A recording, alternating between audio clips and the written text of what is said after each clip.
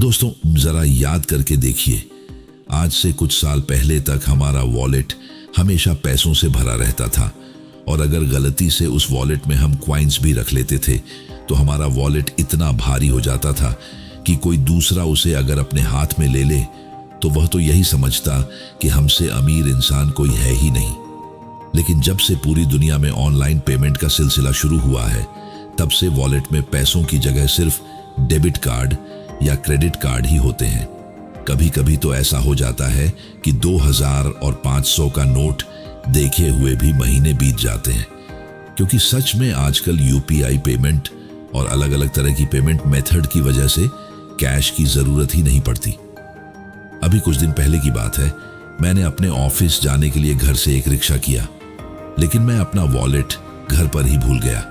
इसके बाद मुझे ऐसा लगा कि रिक्शा वाले भैया मुझे बहुत डांटेंगे और यह भी हो सकता है कि पैसे चुकाने के लिए मुझे ये रिक्शा की साफ सफाई भी करनी पड़ेगी। लेकिन तभी भैया ने कहा कि अगर आपके पास पैसे नहीं हैं तो आप यूपीआई कर दीजिए। यह सुनकर मैं हैरान था, यानी आज रिक्शा वाले से लेकर ठेले पर जो सब्जियां बेचते हैं वह भी यूपीआई का इस्तेमाल कर रहे हैं। सिर्फ इतना ही नहीं, अगर आज आप किसी को पैसे डोनेट भी करना चाहते हैं तो वह लोग भी अपने पास एक क्यूआर कोड रखते हैं ताकि कोई भी पैसा देने से पहले कोई बहाना ना बनाए। अब यह बात तो पूरी तरह से सही है कि यूपीआई आने के बाद से पैसों का लेन देन काफी आसान हो गया है। खासकर उन लोगों को काफी राहत मिलती है जिन्हें अपने चेंज की जगह 2 रुपए की कैंडी दी जाती थी। लेकिन क्या कभी आपने ये नोटिस किया है कि जब से यूपीआई पेमेंट मेथड आया है तब से पैसे बचा पाना और भी मुश्किल काम हो गया है। याद करके देखिए, जब हमारे वॉलेट में 500 और 1000 के नोट हुआ करते थे तब हम कोई भी चीज खरीदने से पहले एक बार सोचते थे कि इतने बड़े नोट से 10 से 20 रुपए की चीज खरीदना सही नहीं है।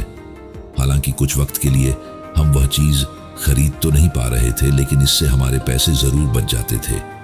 लेकिन यूपीआई की वजह से अब आपको किसी भी चीज को खरीदने के लिए सोचने की आवश्यकता नहीं है और तुरंत क्यूआर कोड स्कैन करके पेमेंट कर देते हैं।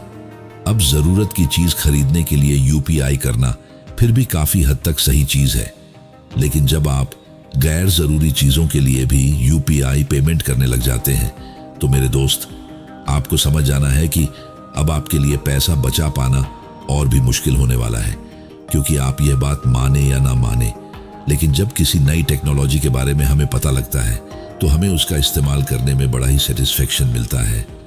और आपके साथ भी काफी हद तक आज यही हो रहा है। आप जब भी पेमेंट करते हैं आपको एक अच्छी फीलिंग महसूस होती है, लेकिन जब घर जाकर आप अपने बैंक अकाउंट की तरफ नजर डालते होंगे तो अच्छी फीलिंग बुरी फीलिंग में बदल जाती है। इसके अलावा अगर आप यूपीआई का इस्तेमाल कर रहे हैं तो आप ये बात जानते होंगे कि यूपीआई में एक ऑटोपे का ऑप्शन होता है, यानी आपके घर का electricity bill, mobile recharge, internet recharge और डीटीएच रिचार्ज जैसी सभी बिलों की पेमेंट यूपीआई के जरिए अपने आप ही हो जाती है। यानी अगर आप गलती से अपने घर का इलेक्ट्रिसिटी बिल पे करना भूल गए हैं तो यूपीआई के जरिए यह काम अपने आप ही हो जाएगा। क्या यूपीआई में ऑटो पेमेंट का ऑप्शन सही है? क्या आप में से ज्यादातर लोगों को यह ऑप्शन अच्छा लगता होगा? क्योंकि ये बात सही है कि हम अपने घर के बहुत से बिलों की पेमेंट नहीं कर पाते हैं, तो ऐसी सिचुएशन में तो यह अच्छी चीज है। लेकिन जरा सोच कर देखिए, आपको किसी महीने पैसों की अर्जेंट जरूरत पड़ गई है और उस महीने आपकी सैलरी भी नहीं आई, तो ये सभी बातें आपकी यूपीआई को नहीं पता है। वह हमेशा की तरह अपने आप ही सभी तरह के बिल की पेमेंट कर देगा और यह सारा पैसा आपके सेविंग अकाउंट से काट लिया जाएगा। अब ऐसे में अगर आपके सेविंग अकाउंट में ज्यादा पैसे नहीं हैं तो ऐसा भी हो सकता कि बैलेंस कम होने की वजह से आपके ऊपर बैंक चार्जेस लगा दे। इन सब के अलावा जो सबसे जरूरी बात आपके लिए एक और करने वाली है वह यह है कि आजकल फ्रॉड बहुत ज्यादा हो रहा है। लोग छोटी सी गलती की वजह से अपना पूरा बैंक अकाउंट खाली करवा बैठते हैं और उसका अफसोस उन्हें जिंदगी भर होता है।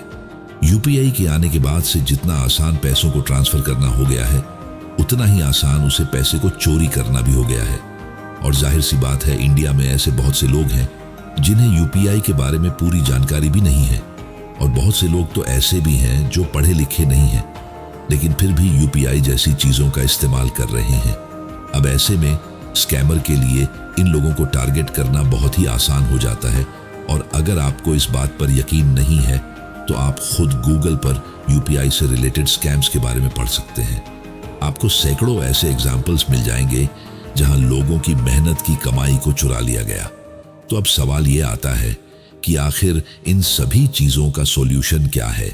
क्या हमें यूपीआई का इस्तेमाल करना बंद कर देना चाहिए, या फिर क्या सच में यूपीआई खराब चीज़ है? तो हम आपको सिर्फ यही कहना चाहेंगे कि यूपीआई का लिमिटेड इस्तेमाल करना आपके लिए सही है, क्योंकि टेक्नोलॉजी से तो आप चाहकर भी नहीं भाग सकते।